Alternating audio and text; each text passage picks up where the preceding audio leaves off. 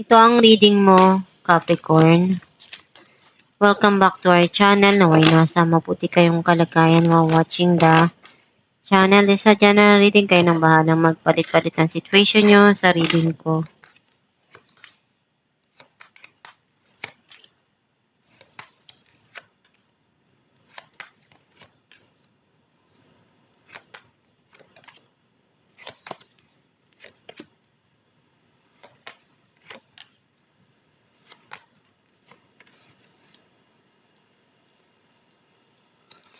At the bottom of the deck, kailangan mong habaan yung pasensya mo. Huwag kang magpadalos-dalos sa mga desisyon at pag-isipan mo palagi kung ano yung gagawin mo at sasabihin mo para hindi mo pagsisihan sa huli yung mga sinasabi at ginagawa mo. Ang mensahe ng card mo, meron ditong parating na pagkikita or pag-aayos. Some of you, celebration. Nagkaroon ng conflict dun sa situation or nag-struggle ka. Nagkaroon ng pagtatalo or hindi pagkakaunawaan.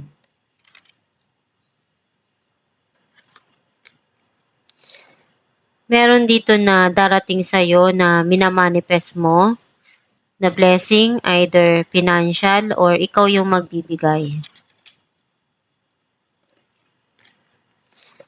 Gusto mo nang alisan yung magulong sitwasyon, kalimutan, at harapin ko ano yung dapat na ayusin. At may gusto ka ditong puntahan or gawin na para sa'yo mas makakabuti dun sa sitwasyon na yun.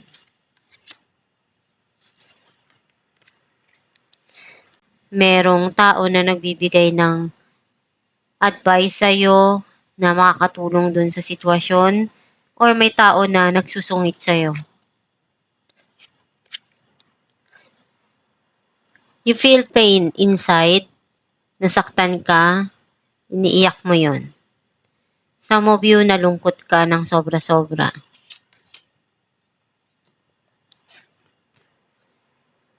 Naalala mo pa rin at nanghinayang ka dun sa mga nawala na, do sobra kang nalungkot kasi hindi mo inaasahan na mawawala yon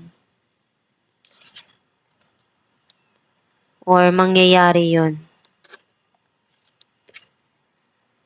Gusto mo munang bigyan ng time yung sarili mo para makapag-isip at makapag-relax. And alam mo naman na kailangan din ng time or space for yourself para ma-realize mo kung ano yung dapat mong gawin at harapin sa buhay. Clarify natin ang 3 of Cups, 7 of Pentacles, and 9 of Pentacles. Ginawa mo lahat ng makakaya mo, pero iniisip mo bakit walang bumabalik.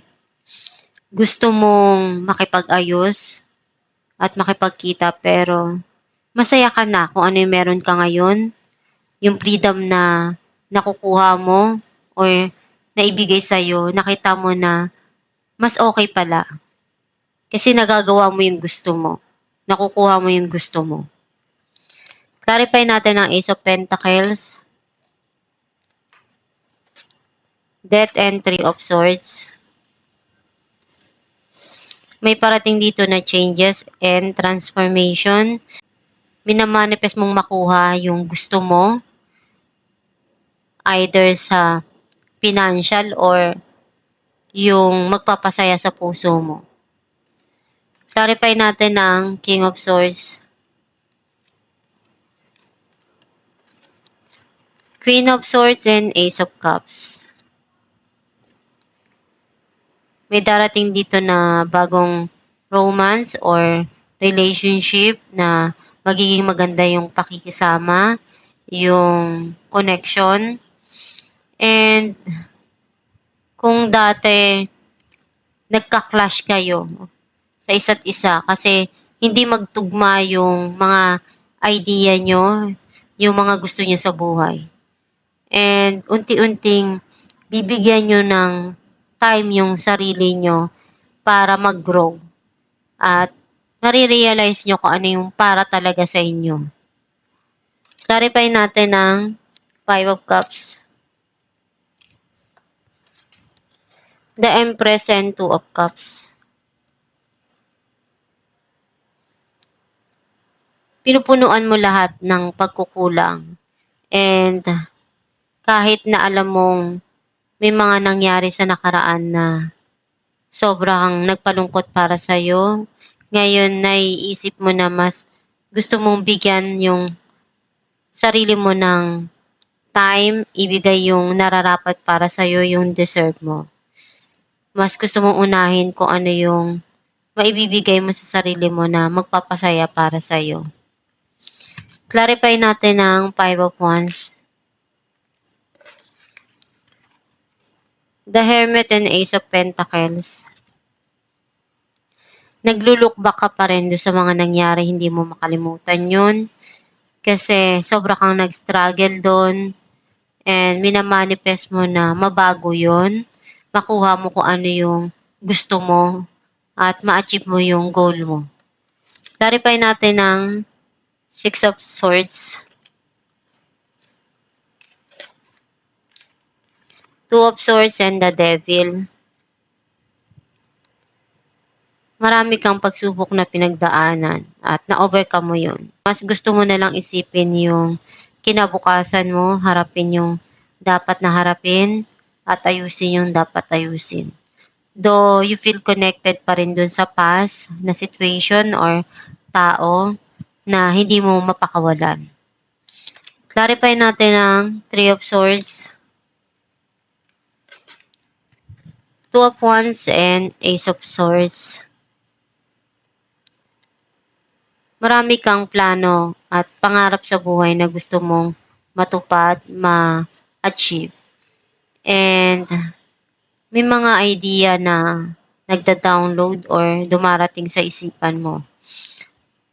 And unti-unti ka naman na nakikita mo kung ano yung clarity dun sa situation, sa mga nangyari sa nakaraan na feeling mo sobra kang nasaktan.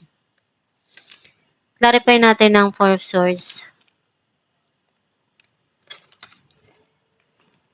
Two of Pentacles, and Ten of Wands. Magulo pa yung isipan mo. Hindi ka pa handa mag-decide. And alam mo yung responsibilidad mo. Hindi mo tatakbuhan yon.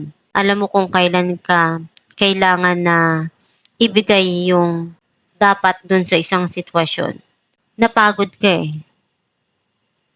Na-stress ka dun sa mga nangyari na yun. Pero alam mong kailangan din na bigyan yung sarili ng panahon para makapag-isip.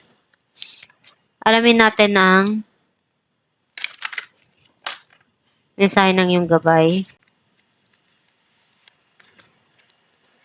Change in direction. The changes you are experiencing are divinely directed by your newborn willingness to open your heart to love and our guidance. You are protected now and in the future, so follow your path to the happy outcomes you desire. Ang mensahe ng iyong gabay na kung ano yung mga bagay na dumarating sa buhay mo, kailangan mong harapin yan. And nakalaan yun para sa'yo. Ikaw lang yung tanging makapagdesisyon kung ano yung gagawin mo at nararapat para sa'yo. Basta handa ka palagi na yung darating na resulta nun, ikaw yung aani nun, at pagsisisihan mo kapag nagkamali ka.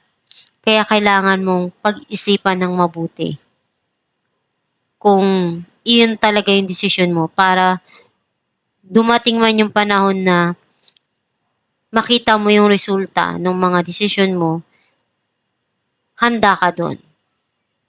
Pag-isipan mo palagi kung ano yung mga dumarating sa buhay mo, pag-aralan mo bago ka magdesisyon, at gawin mo palagi yung makakaya mo sa mga dumarating sa buhay mo. Harapin mo yon nang may lakas ng loob, magpakatatag ka. Huwag kang basta susuko, pagkos magsumikap ka at ipakita mo yung kakayahan mo at yung best mo palagi. Na ma-achieve mo yung mga pangarap mo, na malagpasan mo yung mga pagsubok na binibigay sa'yo at dumarating. Gawin mo lang palagi yung makakaya mo. Magdasal ka lang palagi para magabayan ka ng Diyos sa mga pinagdadaanan mo. At itong yung reading Capricorn, kung naka-resonate ka, kindly comment down below. Thank you for watching.